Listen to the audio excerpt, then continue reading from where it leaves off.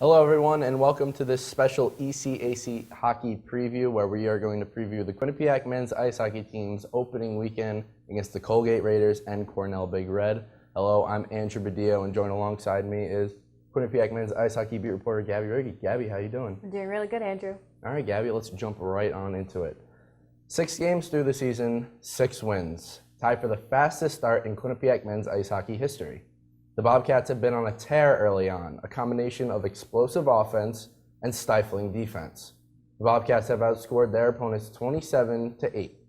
The number 5 ranked offense and defense in the country has received contributions from all of its lines so far. Led by senior Travis St. Dennis, junior Sam Annis, and freshman Thomas Allworth, the offense is averaging 4.5 goals per game. A large part of the team's success this season has been goaltender Michael Gartig, who is sporting a 1.3 goals against average. Quinnipiac has dominated every opponent it has faced this season, including 2 dominant victories over then 9th-ranked St. Cloud State. Quinnipiac enters the opening weekend of ECAC play facing off against Colgate and Cornell. So, Gabbi, I mentioned it earlier, Thomas Allworth, one of the young freshmen, one of the upperclassmen on this team. So, as a collective group, how have they made an impact on this team so far? I think they've been one of the most impactful freshman classes as a collective unit that they've had in a very long time at this university. There's been a freshman scoring in every game so far this season. They've combined for 22 points. I think they're a little bit fortunate this year. This is one year where it's not as much a rebuilding year as it is the idea that you're filling in a lot of the players. So they've been able to fill out the roster a little bit more, be able to get 2 lines with scoring depth, and kind of get that opportunity to just add guys in. In years past, there have been bigger holes on the defense. There have been goaltending you have to replace. This year, you're adding guys that complement the core you already have, and I think this freshman group is absolutely outstanding. Yeah, the Bobcats have been outscoring their opponents 28-7 this year, so that's a testament to them. So moving on, what has been the best or most impressive aspect of the team this year? They've been well-rounded, but what's the most, what's the aspect of the team that stuck out the most to you? I'm going to have to say special teams, so including both the penalty kill that's still at 100% and the power play at a 40% conversion rate. To me, the special teams are indicative of how well your team is able to play on both sides of the puck. I think their defense has had some opportunities where their penalty kill could have been a little bit stronger in instances in games like Maine. There was a little bit of back check that was absent there that kind of could have hurt them a little bit more if the opponent, was a little bit of a higher caliber. But that power play has been absolutely outstanding. Power play looks like it's something that we've had in the ECAC this year that's going to be the big make or break. Harvard's now playing with 5 forwards on their power play. Quinnipiac's playing 4 forwards, 1 defenseman. It's definitely going to be interesting to see how that affects them going down the road. But I think their power play, their penalty kill, the strength of those 2 things is going to be absolutely crucial this year. I also think the depth of scoring, as I said, with that inclusion of this freshman class, they now have lines, those first top 2 lines, any one of those guys could score a big-time goal for you.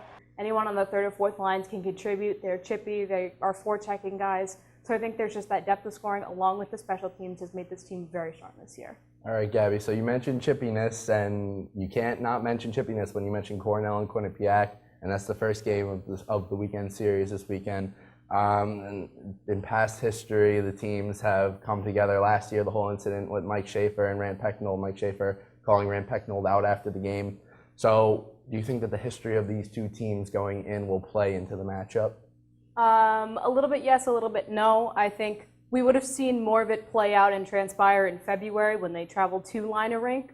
And we really didn't see that as much. It could happen again this year because this Quinnipiac team likes to make sure guys are cleared out of the crease after the whistle, make sure guys are, they're finishing their checks and things like that. So it could very well start. Cornell is always a program that likes to get bigger guys, bigger defensemen.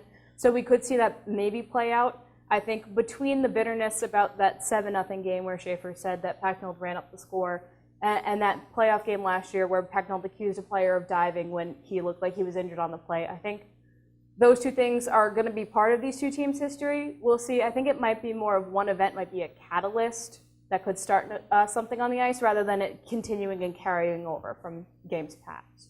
Okay, Gabbi. So, Cornell, you said with the big physical aspect of the game, Quinnipiac has been a physical team as well in the past, and this year they've been physical too. But what facet of the game do you think that's going to be most important for Cornell? I'm going to have to say the defense. I think they've always had those big physical defensemen. There have been players that have a really big force And I think it's going to be interesting to see defense match with defense. Cornell has only played 2 games so far this season, so their goaltending stats for Mitch Gillum are a little bit inflated. But they've always had a strong defensive program. They've bred really excellent defensemen. So I want to see how a guy like Connor Clifton, who's kind of evolved his game a little bit and is much more of a complete defenseman this year than his underclassmen years, how guys like him, how guys like Devon Toews maybe match up against these bigger Cornell defensemen, guys who are going to play at that higher caliber level that they need to be ready for.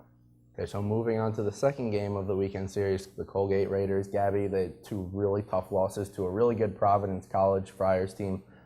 Does the 3-4 record that they have really indicate how good of a team they are?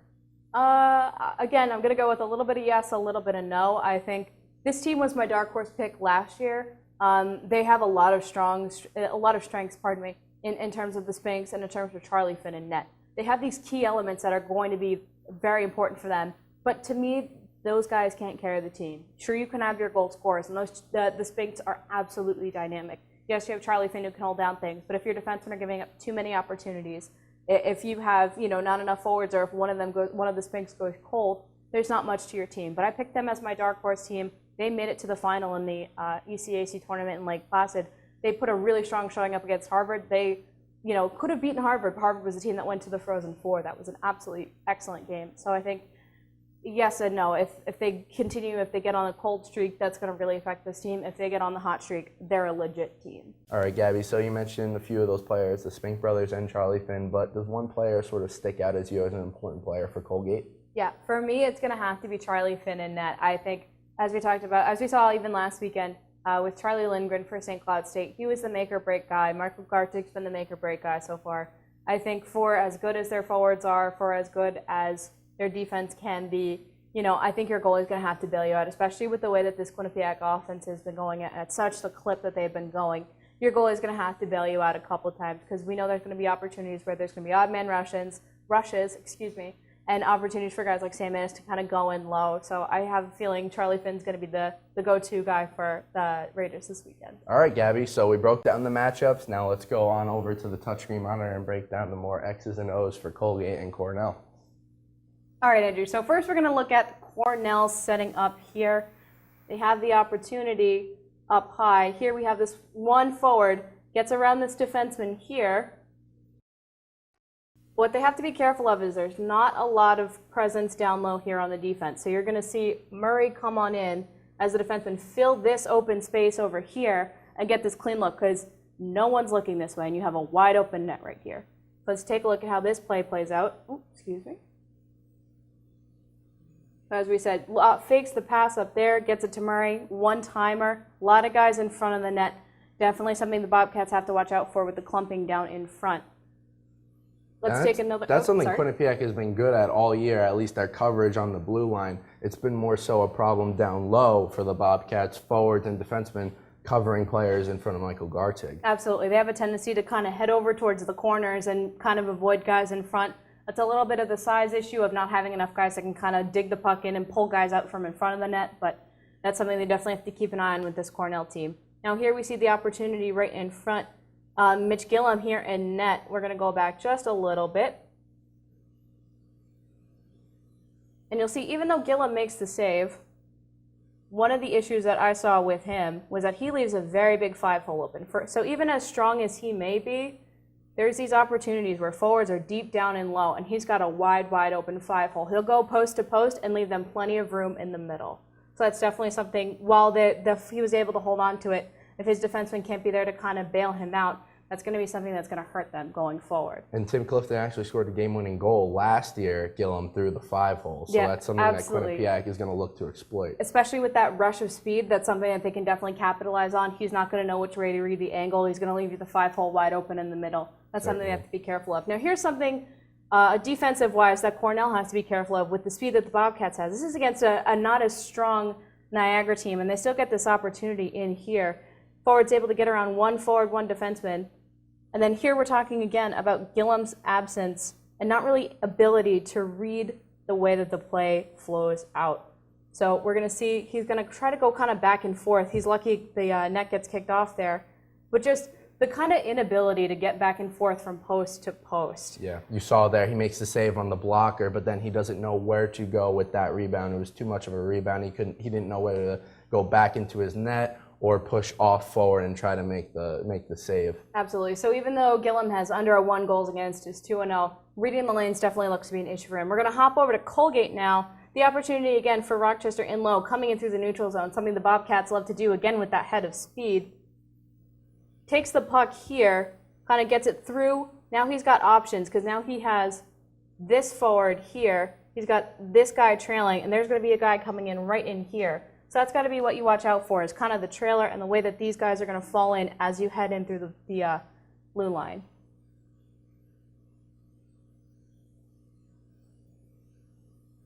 See, and then we have in there, comes on in deep, gets a good opportunity in low.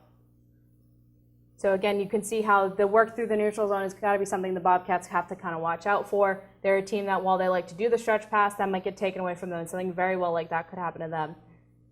Here, Colgate has the power play, so this is, again, the Bobcats have a great penalty kill. This is something they have to keep an eye on, too. We just see them with that quick wrister in low. Let's go back and check that play out one more time. And just kind of see how through the zone here, again, like we said before, the options, the numbers in deep. These guys and the trailer you're able to get coming in down low once again. Have these guys come in. Watch your option here. Who's the guy getting the rebound? Quick so again, passing. crashing the net, quick passing, getting that option in along the blue line. Something that the Bobcats have to watch out for. And again, that's all the work from the spink line. So that's something they have the game book on these guys, but it's something they have to keep an eye out. Here again against RIT, they have the power play, tons of open space, which gives them this is an option play from behind their own net. Gonna head on in deep through the neutral zone. Pause it right here. Which guy do you think they're gonna go to, Andrew? That one? My option, my best bet. If I had to guess, it would be that one. But the guy you actually want to keep an eye out for are going to be the 2 trailer guys. But keep an eye right back here. we're doing a constant theme here, trailers. Absolutely. It's the guy in last, kind of working and getting the rebound. It was the original man in on the play, but just getting those last opportunities, those last pokes in on goal. That's what you have to watch out for. It's the guy on the trailers. They have just as much speed as the Bobcats do, so that's something they have to keep an eye on. Here now we have Charlie Finn. We mentioned him being the key guy for the Raiders going in. And Charlie Finn just gets a close shot in. This guy is coming in. It's a little bit tight in, but you see there's all of this open space up here on top. All of this back here. The defender is too far out. That stick's not going to do you any good there. So at this point, Finn has to hope a defenseman's in there to help him with any of the trailers again, or to kind of go in and hope that it goes off the post. But as we see, completely out of position, not enough time to get back. Able to score a goal there for Rochester Tech. Instead of going down with the left pad there, Finn really needed to push off of his right skate. Absolutely. And again, that's the reading the angles thing that we said about Gillum as well. If you can get these guys to bite on one side, you can kind of catch them playing on the off angles. It's something about being, Finn is a junior, but just having the opportunities to kind of force these younger guys to make those quick decisions. And here we have, again, we're going to see Charlie Finn get challenged a little bit. RIT here with lots of time and space in the neutral zone. It's the same play. Same play. Guy comes on in. You see a lot of open spaces here, though. A lot of room on this post, a real big 5-hole, and even some opportunity to roof one in up here. As we said, the second Tim Clifton goal, that same exact way. So we'll see him just come on in here. And again, it's that trailer. This defenseman right here completely missed his assignment. Absolutely. So then we see it's, again, the defenseman missing the reads. It's the goaltender not reading the angle correctly. So here again, we have the power play. We'll see how they set up, or they're on the penalty kill, power play for Rochester Tech. And here we have these guys. What's the problem here? All your guys blew the coverage on this guy. You had 4 guys Overload all on on this side of the ice. You're leaving Finn. Finn was reading the angle back this way. This guy's wide open. Nothing's going to come of that. For you on the defensive end, able to beat him completely on the far side. So again, that's just something, reading the angles, your defenseman making the right coverage. We've seen that with the Bobcats, though, too. The opportunities where your forwards are or your defensemen, are overloading one side of the ice. All of these Bobcats, 1, 2, 3, 4, 5. Who's up high? who is covering this guy up here? You're hurting yourself here. They like to fill all the guys down low and get these guys to pressure right along the goal line here. They leave a lot of room up high on this play. And Gabby, even though that they do like to cover down low, sometimes they do leave men open in front of the net. Yeah, absolutely. So sometimes you'll have guys kind of working on this half spot right here.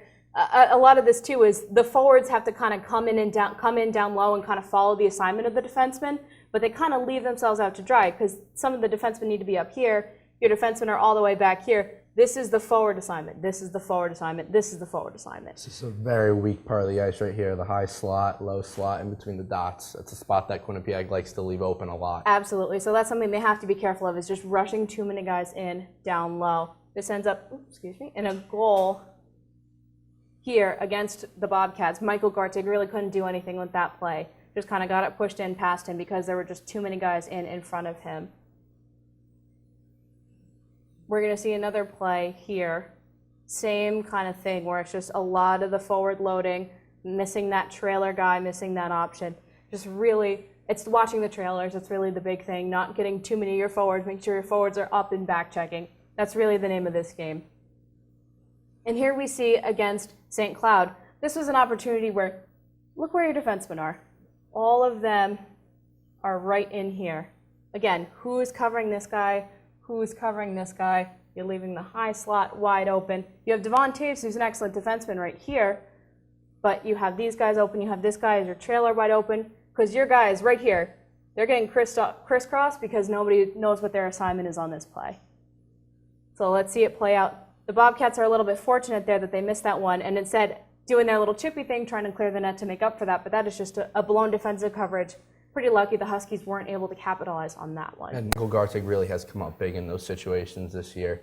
All right, now Andrew, on this last play, St. Cloud's coming in with numbers in deep. Well, you see there's just defensemen already out of position. You're going to have this forward here is chasing. He doesn't know which guy to try to take. He's going to try to cut off this guy, but he already looks like he doesn't have enough headroom to kind of head over there in time. This guy's focusing in. We can already see we got a trailer over here, and I'm guessing we might have one guy kind of come in here. These two guys can drive there because both of these defensemen really aren't sure of what assignment and what guy to kind of pick off. So we're going to see you can get a little bit of a give and go here because neither of these, again, Kevin McKernan, usually a pretty smart defenseman there, just not really able to decide which guy to take. The forward looked kind of lost out there, not sure which guy to take either. A little bit of miscommunication leads to that goal there by St. Cloud State. All right, so Gabby said it a lot there. On-man rushes and defensive zone coverage seem to be the theme for all the teams heading into this weekend. For more information, you can visit our website at www.q30television.com and follow us on Twitter at Q30 Sports. For Gabbi Riggi, I'm Andrew Badillo. Have a good one.